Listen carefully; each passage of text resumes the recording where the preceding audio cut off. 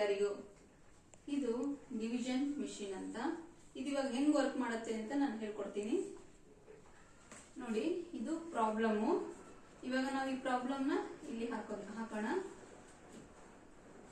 15/3 ಅಂದ್ರೆ 15 ice cream ಕಡ್ಡಿಗಳನ್ನ ತಗೋಬೇಕು, 15 ಲೋಟದಲ್ಲಿ ಹಾಕಬೇಕು.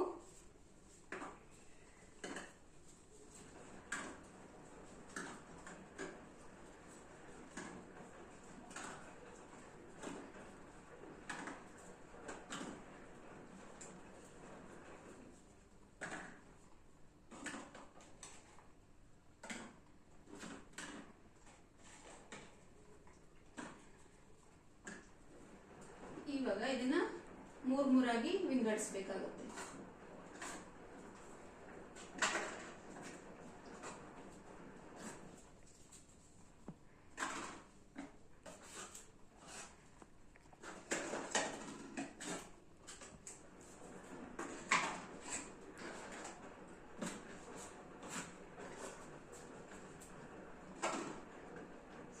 ಇವಾಗ ನಮ್ಗೆ ಇಲ್ಲಿ ಉಳಿದಿದ್ದು ಇದು ಕೋಶಂಟ್. 1 2 3 4 5. 5 is the quotient.